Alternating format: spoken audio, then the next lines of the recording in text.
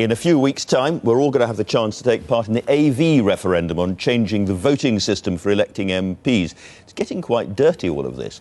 Supporters say that the alternative vote delivers a more proportional result, and the official campaign for a yes vote in a referendum was launched in London yesterday. Well, in a moment, we're going to hear the pros and cons from two well-known faces in the yes and no camps. But first, how does AV work? When you take your ballot paper into the voting booth, instead of making a single cross, you number the candidates in order of preference 1, 2, 3, and so on. The first preference votes are counted, and the ballot papers are piled up in the normal way. But in order to win, a candidate needs to get an absolute majority, at least 50% of the vote. If no one's got there in the first round, the candidate with the fewest votes is knocked out, and the ballot papers in their pile are redistributed to the second choice candidates of these voters. If there's still no clear victor, the process is repeated until eventually someone breaks through the 50% barrier and is declared the winner. Well, the comedian Izzard, supporting the Yes campaign, and the doctor and well-known broadcaster Lord Winston, campaigning for a no vote, came into the studio recently, and I began by asking Lord Winston, what's wrong with AV? I suppose my biggest problem is the thought of actually having another hung parliament like we have at the moment, which I think results in parliaments that don't have a mandate. So you'd say to somebody on the doorstep who's saying, why should I be interested in this? Well, because you might get another hung parliament would be your... I think the real problem is you cannot hold a government to account, and that, I think, is a more serious issue with the alternative vote system. Before we respond directly to that, Eddie Izzard, what would you say to the same confused voter? Well, I'd say this gives power more to the voter, because your vote will be counted. If you're voting for a smaller party like the Green Party, and that person is not going to get through, before the vote just used to disappear, but now you can have a second choice, and that vote will be counted. And it will make the MP work harder for you, because not only do they have to talk to their core vote, they have to talk to other voters as well, who might not normally vote for them, because as when I was campaigning in the last election, I found a lot of people said, this guy isn't my politics, but I like what he does, or this woman, she's doing a really good job. And so the MPs will work harder for you. Isn't that simple offer of more choice rather a good one? Well, it's interesting that Eddie says that, because, you know, one of the criticisms about the AV system, about the current system, is that MPs aren't accountable, and that actually you are not going to be represented because you didn't vote for this guy, but he's standing in Parliament. Because actually your MP does represent you, even if you are not the same party. So, for example, I'm in a Conservative constituency, but I didn't vote Conservative. But I still regard him as my representative, and I still think he's accountable.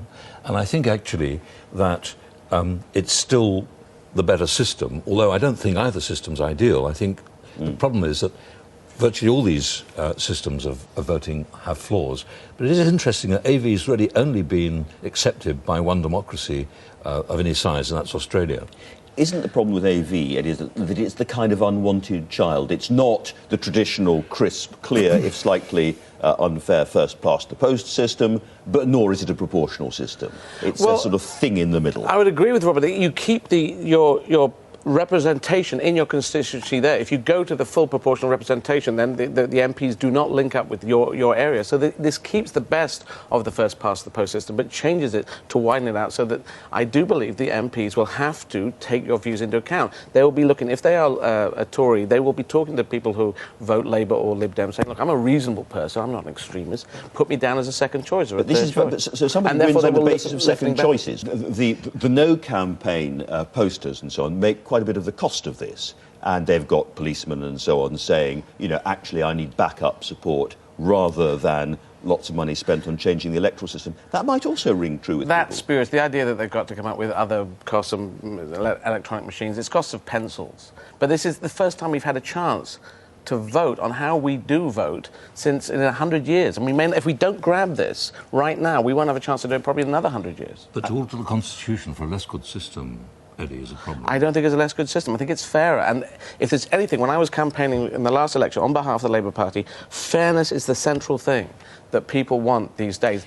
Do you both think that in the end, like so many choices, it's going to be decided on popularity of individual politicians and parties at the time? I mean, Nick Clegg is not very eminent in the Yes campaign, we think, for obvious reasons. I can't tell on this one, actually. I must admit. I don't know either, but I mean, I think politics generally is decided on all sorts of strange reasons. And I think, obviously, how somebody looks on television or in the hustings will be very important. But sorry. I'm sorry, I think on the AV thing, it's like an open vote in Parliament, if you will. But you see, I think my one-liner would be, if you want a government that doesn't actually have to have a manifesto commitment, that actually makes promises that it can back down on because of a coalition, then you have a faulty system.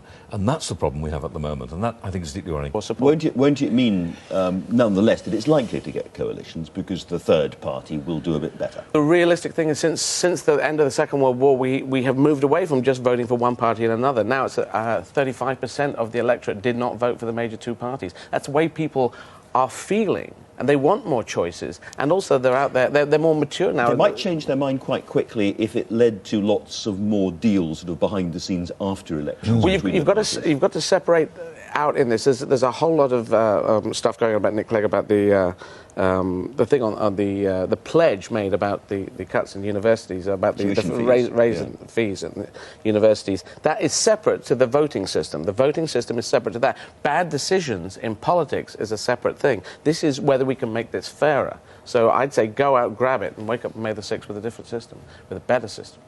Thank you both very much.